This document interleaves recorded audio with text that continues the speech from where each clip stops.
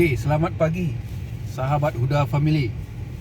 Sekarang kita akan sharing atau cerita masalah mengendarai mobil di luar negeri, atau khususnya tempat kami merantau, yaitu di Kanada.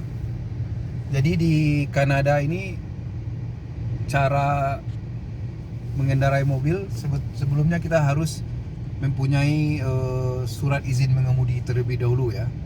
Jadi untuk surat izin mengemudi ini kita syaratnya adalah harus lulus tes ya. Untuk lulus tes ini kita ada pertama yaitu tes tertulis ya. Nanti tes tertulis kita akan mendapatkan kalau lulus ya, kita akan mendapatkan SIM, yaitu kelas 7 seperti ini.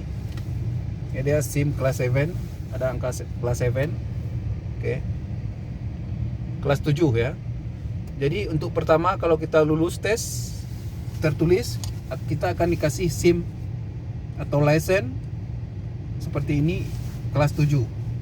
Jadi untuk SIM yang kelas 7 atau kelas 7 ini hanya boleh digunakan kalau ada pendampingnya. Nah, jadi di sebelah si pengemudi harus ada pendamping yang mempunyai SIM kelas 5 ya, itu kelas 5. Jadi ini SIM kelas 5. Jadi di SIM itu ada nanti dua. Ini yang SIM kelas 5, yang kelas 5 full ya. Jadi kelas 5 namanya full license. Jadi yang kelas 7 tadi, yang kelas 7 tadi, dia wajib didampingi oleh yang kelas 5 karena dia belum berhak menyetir sendiri. Jadi wajib didampingi oleh yang kelas 5. Ini sekarang ada kebetulan anak lagi udah dapat kelas 7. Jadi dia kalau mau nyetir wajib saya temani karena saya yang mempunyai full license atau kelas 5. Jadi itu aturan legalnya seperti itu. Jadi tidak boleh yang punya SIM kelas 7 atau kelas 7 mengemudi sendiri. Ini tiketnya atau kalau tertangkap sangat mahal ya. Ini akan sangat mahal. Jadi harus hati-hati. Oke. Setelah itu, setelah kelas 7 tadi, misalkan si yang punya kelas 7 tadi dia ingin mengambil ke kelas 5 atau full license. Syaratnya adalah harus berusia 16 tahun ke atas ya. Jadi kalau ada anak yang punya SIM kelas 7 tapi dia belum 16 tahun, dia belum bisa mengambil tes untuk ke kelas 5. Jadi dia wajib menunggu 2 tahun lagi. Misalkan ada yang syarat untuk mengambil kelas 7 adalah minimum 14 tahun.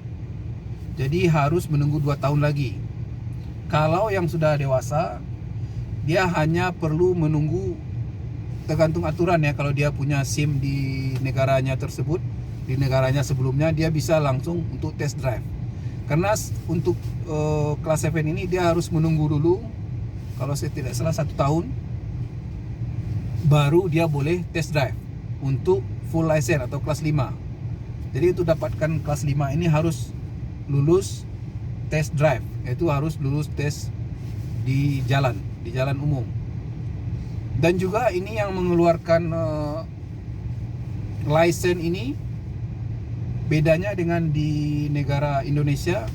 Yang mengeluarkan license bukan pihak kepolisian ya, bukan dari pihak lantas.